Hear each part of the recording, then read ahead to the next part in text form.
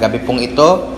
Yan po ay ang pangangaral ng salita ng ating Panginoon at ang ating pong pag-aaral o pangangaral sa gabi pong ito ay pinamagatan po nating Diyos sa lahat ng panahon. At ang talata po na panggagalingan po ng ating pangangaral ay nasa aklat po pa rin ng Santiago. Ang kabanata po ay 5, ang talata po ay 13. Santiago, kabanata ay 5, talatang 13. Ito po ang salita ng ating Panginoon. Nagbabata baga ang sino man sa inyo, siya'y manalangin. Natutuwa ang sino man, awitin niya ang mga pagpupuri. Mga kapatid, kamakailan lang po, alam po ng misis ko yan, umatake po muli yung akin pong sakit na high blood. Kahit kung anong gawin naming pamamaraan, kung ano-ano ang search na ginawa ko, nagtanong na ako sa mga kaibigan nating mga nurses, talagang may isang gabi na ayaw pong bumaba yung aking blood pressure. Minom na po tayo ng pineapple juice, nagpahinga na po tayo, uminom na po tayo ng atin pong maintenance. In fact, kahit hindi po recommended gawin dahil sa aking pong frustration na bumaba yung aking blood pressure, dinoble ko po yung aking maintenance. Pero kahit doblehin ko yung inom ng aking maintenance na yung dosage po noon, ayaw pa rin po talagang bumaba ng akin pong blood pressure. At noon pong iniisip ko kinabukasan, kasi sabi ko baka kulang lang ako sa pahinga, so kailangan ko lang matulog, baka bukas okay na. So kinabukasan po, ganun pa din, ayaw pa rin bumaba yung aking blood pressure. So nag-iisip ako habang nandun ako sa aking kwarto, ano kaya kako ang nangyari, bakit ako biglang nagkaganito. So sa akin pong pag-iisip-isip, na trace ko po na ang maaring dahilan sapagkat napabayaan ko na naman ang pag-inom ko ng maintenance na dapat po sana ay araw-araw pong iniinom. So parang nung okay na yung pakiramdam ko, nakalimutan ko ng inumin yung dapat sana ay araw-araw na iniinom. Pangalawa, naisip ko din na hindi pa pala ako nakakabalik sa doktor. So may schedule kami na magkikita ulit para po i-check kung may improvement, may makailangang baguhin, baka kailangan baguhin yung dosage. So naisip ko, matagal-tagal na rin pala akong hindi nakakabalik. May ilang buwan na, nakalimutan ko na yung doktor dahil sa konting kaginhawahan na nararanasan po natin. Nakalimutan ko rin na aside sa blood pressure, meron din akong issue sa cholesterol. Meron akong fatty liver. So nakalimutan ko na rin na porket hindi ko nararanasan yung ganoong pakiramdam ng matagal-tagal na panahon na mag-dieta, lalo na sa mga pagkain na pinagbabawal sa akin. So naisip ko po yun na mga bagay na yon, kaya po ang mabilis kong ginawa kinabukasan ay pumunta agad sa doktor para po magpa-check up, at doon na nga po nangyari na tinaasan po yung dosage ng aking pong isa sa mga gamot. So dinoble siya.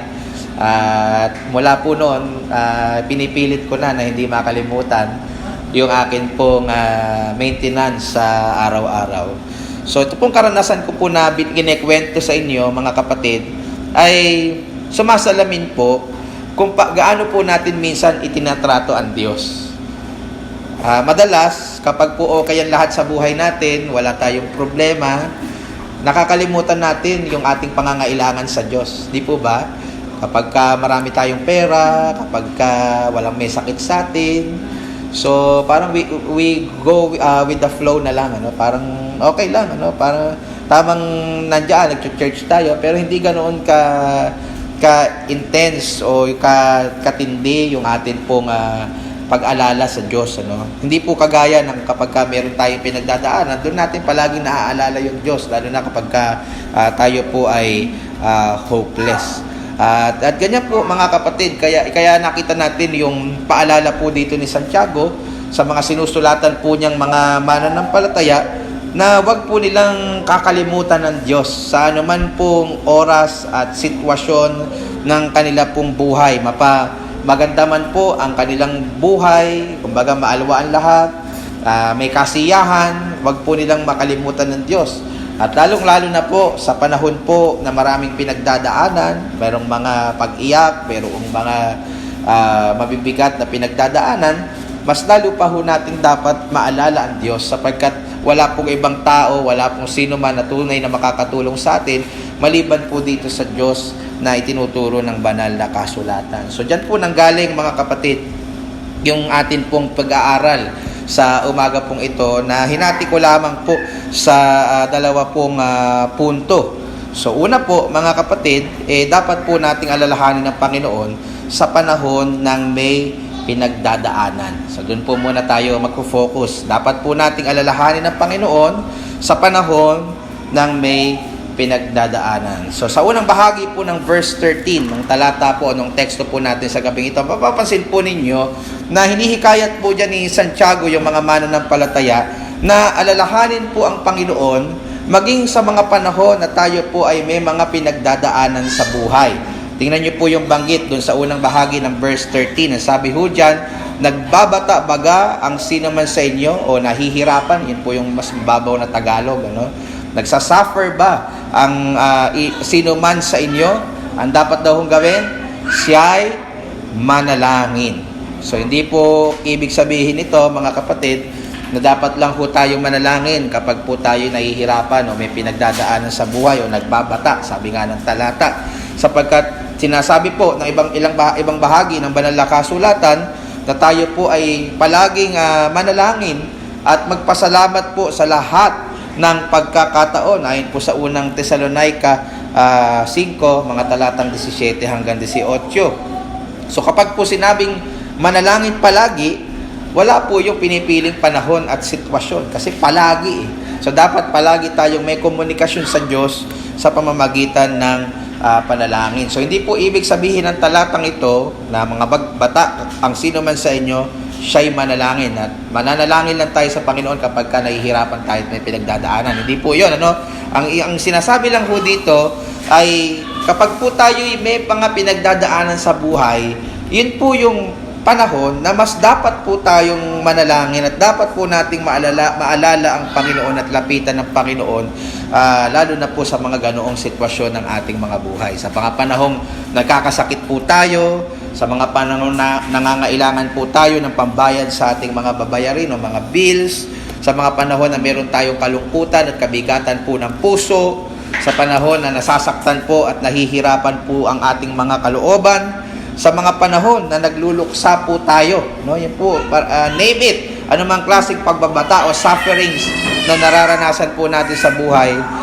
Ito po, mga kapatid, yung mga panahon na mas kailangan po natin ng Panginoon. Kaya po ito yung panahon na mas dapat po tayong lumapit sa Kanya sa panalangin. Kagaya po ng nakagawian ng isang mga awit sa awit 77, talatang 2, sa tuwing siya po ay may pinagdadaanan, sabi po niya sa talatang ito, sa kaarawan ng aking kabagabagan ay tatawag ako sa iyo sapagkat iyong sasagutin ako. Di po ba? Sa panahon ng kabagabagan, no? Ang kanya pong unang naiisip, sabi ng mga awit, ay ang tumatawag sa Panginoon sa pag-asa na alam niya ang Panginoon ay hindi sarado ang tainga sa kanya. Siya po ay nakikinig at handang sumagot sa kanyang mga daing at panalangin. Kagaya po ng turo ni Apostol Pablo na dapat po nating gawin bilang mga mananampalataya sa panahon na tayo po ay nabibigatan at may mga problema sa buhay. Sabi po sa Pilipos 4, ang talata ay 6, huwag kayong mga balisa sa anumang mga bagay, kundi sa lahat ng mga bagay, sa pamamagitan ng panalangin at daing na may pagpapasalamat ay ipakilala ninyo ang inyong mga kahilingan sa Diyos. So, imbis po na mabalisa tayo, imbis na mamroblema tayo, imbis na mag-init yung ating mga ulo, ang suro po na sa atin ni Apostol Pablo, tayo po ay manalangin at sabihin sa Panginoon ang lahat ng ating mga hinaing. So, ang panalangin po dapat, mga minamahal, ang una po nating maging tugon sa tuwing tayo po ay may pinagdadaanan. Ulitin ko po yun mga kapatid, ang panalangin ang dapat po nating una na maging tugon sa tuwing tayo po ay mayroong mga pinagdadaanan. Bakit ko po yung sinasabi? Sapagkat madalas po kasi kapag po tayo ay nagpapanik na dahil po sa tindi ng atin pong na pinagdadaanan, mas nauuna pa po nating lapitan yung mga tao sa paligid po natin kaysa sa Diyos. Di po ba?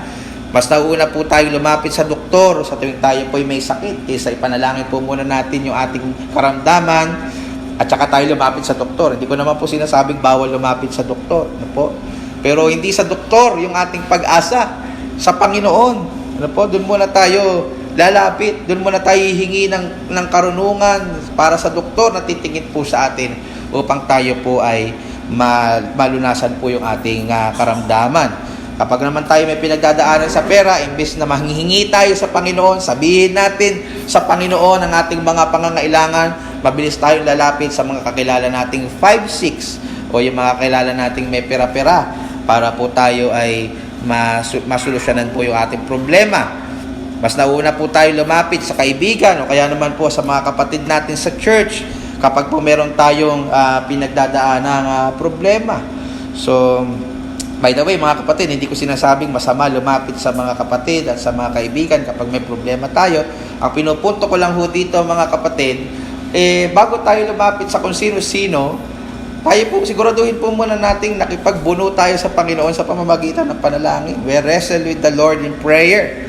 Minsan kasi, mga kapatid, itinatago po natin yung ganong itinatago po natin yung sa pangalan ng prayer request, no? Panalangin kapag po gusto lang nating sabihin sa ating kapatid yung ating mga pangangailangan, di ba?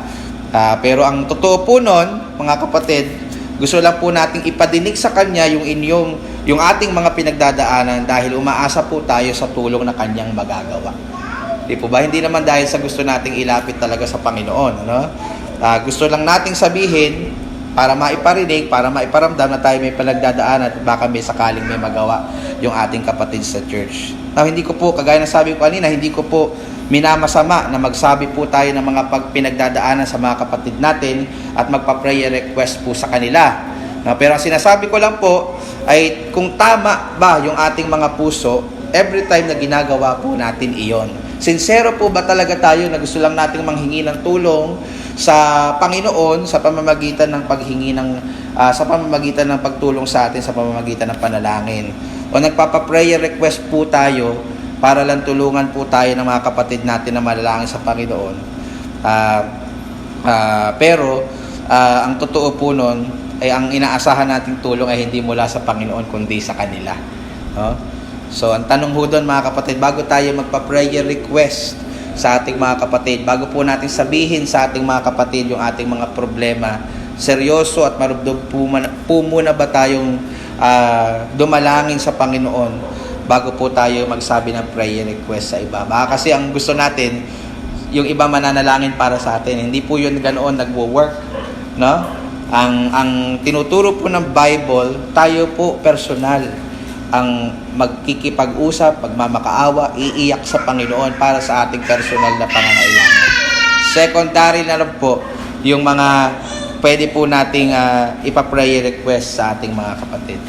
So yun, mga kapatid, may mga pagkakataon din po kasi sa ating buhay na maaaring lumalapit na lang po tayo sa Diyos kapag po nagawa na natin yung lahat ng ating mga magagawa para sa ating sarili, no? Imbis po na lumapit po na tayo sa Diyos upang pagpalain po niya anuman po yung mga hakbang na ating mga gagawin. Parang naaalala na lang po natin ng Diyos kapag po wala na tayong magagawa talaga, no? Hangga't meron pa tayong magagawa, sige lang tayo ng sige, no? Hindi tayo nananalangin, hindi tayo humihingi ng gabay at karunungan sa Panginoon. Hanggang dumating sa point na wala na talaga tayong magagawa, doon na lang tayo makakaalala sa Panginoon. Naalala na lang po natin yung Diyos kapag wala na po tayong maisip na paraan at naubusan na po tayo ng diskarte na pwede po natin gawin. Pero hindi po dapat ganon, mga kapatid.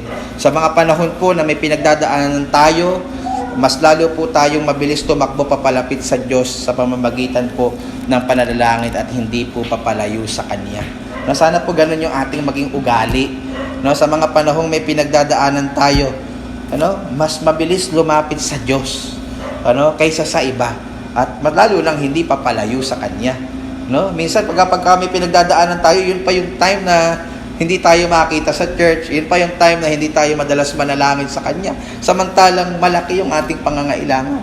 So mas lalo pa tayo dapat lumapit sa Kanya. At maging sino man po tayo, mga kapatid, ganun po yung inaasahan sa atin tinuturo ng Bible. Ikaw man po ay mananampalataya na, o mananampalataya bago pa lang, o matagal ka nang mananampalataya, ikaw man ay church leader or ordinaryong miyembro, mayaman ka man po o mahirap, mag-diskarte ka man o hindi, malaki man o hindi ang iyong pinagdadaanan. Nasabi po ng talata, kung babalikan ho ninyo, nagbabata baga ang sino man, nakita niyo po yun? Walang inuuri, sino man sa inyo, siya'y manalangin. So alalahanin po natin ng Diyos sa panalangin sa tuwing tayo po ay may pinagdadaanan, sapagkat mas nakalulugod po iyon sa Kanya. Hindi po yan kagaya nating mga tao na kapag tayo'y laging nilalapitan, may mga times na naiirita tayo, di ba? Feeling natin naaabuso po tayo, feeling natin parang sobrang kulit ng tao na palagi paulit-ulit na lumalapit sa atin. Well, hindi po ganoon ang Diyos. Mentras mas lalo tayo nakadepende at lumalapit sa Kanya sa panalangin, mas nalulugod at natutuwa po ang Diyos natin. Mas nararamdaman po ng Diyos na kailangan po talaga natin siya, at tayo po ay talagang nakadepende sa Kanya. So, hindi po ba nararanasan din natin yon bilang mga magulang na ano man po yung nararamdaman po ninyo sa tuwing o ano po yung nararamdaman ninyo, matatanong ko, sa tuwing nalalaman po ninyo na yung pangangailangan ng inyong mga anak ay una pa nilang sinasabi sa ibang tao, halimbawa sa lola nila o sa kaibigan nila o sa tita nila kaysa sa inyo. Ano po yung nararamdaman po ninyo? Hindi po ba nasasaktan din yung inyong kalooban? At tila nararamdaman po ninyo na sa mga mata ng mga anak po ninyo, wala po tayong kakayanan at wala po tayong pakailam sa kanilang mga pangangailangan para sabihin pa nila yun sa ibang tao kaysa sa inyo. At masakit po yan sa ating mga magulang, alam ko po. Pero madalas, hindi natin namamalayan, nagagawa po natin yan sa ating magulang o ama sa langit. Sa mga panahong mas naaalala pa nating lumapit po sa iba kaysa sa Kanya para po sa ating mga pangangailangan. Mga kapatid, alalahanin po natin ang Panginoon, lalo na po sa mga panahon na may pinagdadaanan po tayo sa buhay. Siya po ang tunay po nating kailangan at makakatulong po sa atin, at nalulugod po siya kung ganito po palagi ang ating pong uugaliin. So, ngunit mga kapatid, hindi lamang po dapat natin alalahanin ng Panginoon sa tuwing tayo po ay mayroong mga pinagdadaanan. Dapat din po natin siyang alalahanin maging sa panahon ng kagalakan. Yun po yung panghuli nating punto. Alalahanin natin ang Panginoon maging sa panahon ng kagalakan.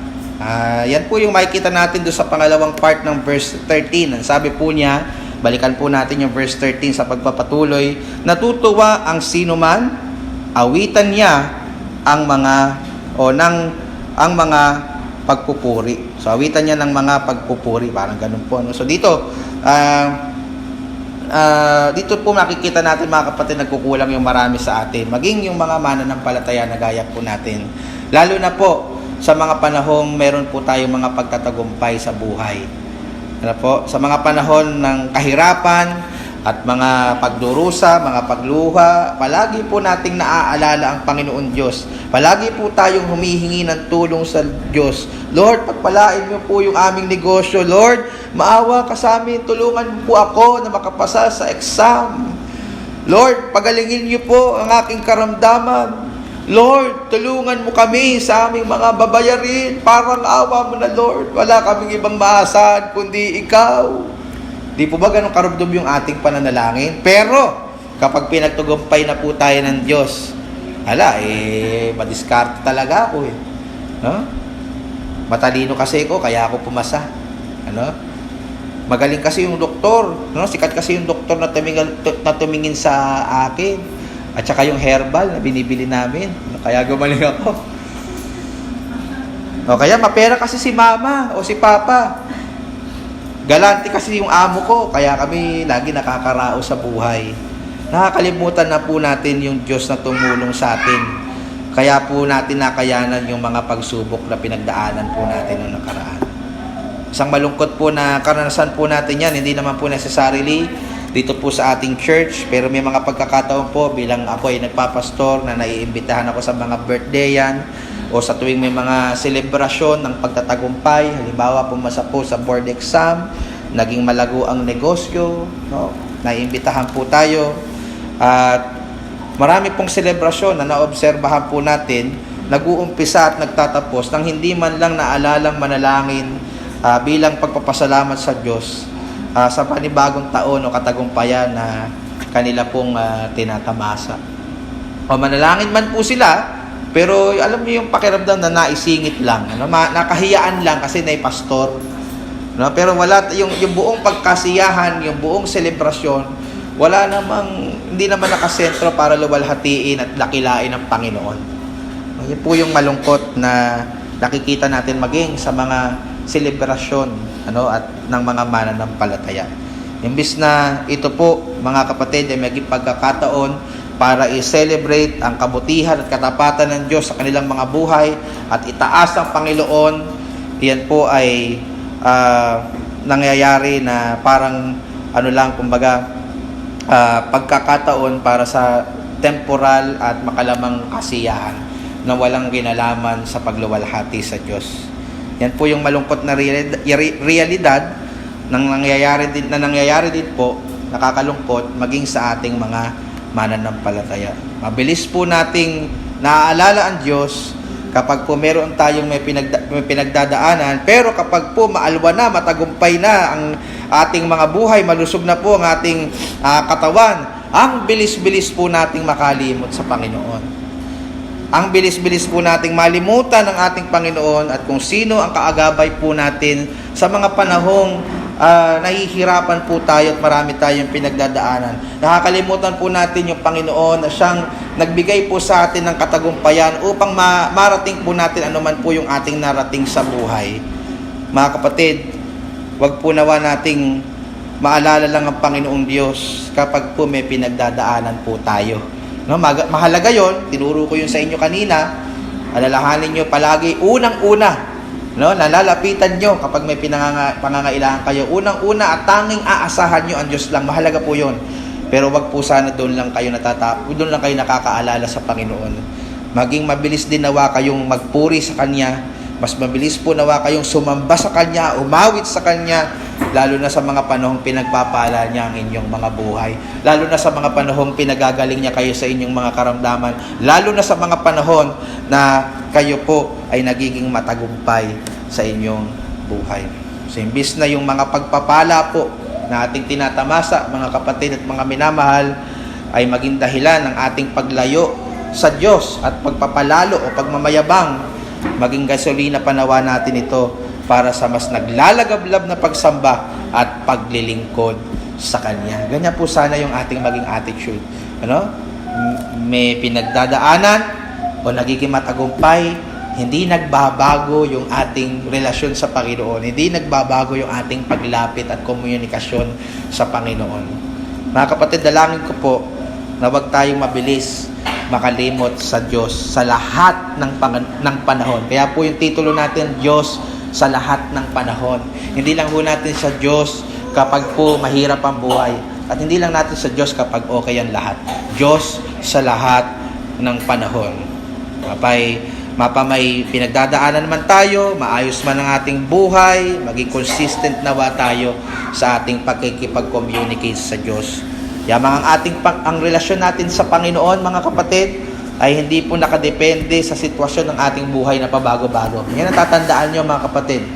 Yung ating pong standing sa harapan ng ating Panginoon, hindi naman yan nakadepende kung maayos o hindi ang buhay mo ngayon. Nakadepende po yan sa relasyon mo sa Diyos na hindi nababago dahil sa ebanghelyo ng ating Panginoong Jesucristo.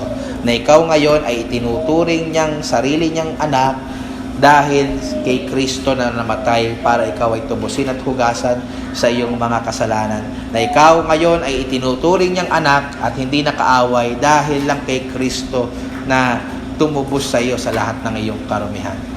Doon nakadepende yung iyong relasyon sa Diyos.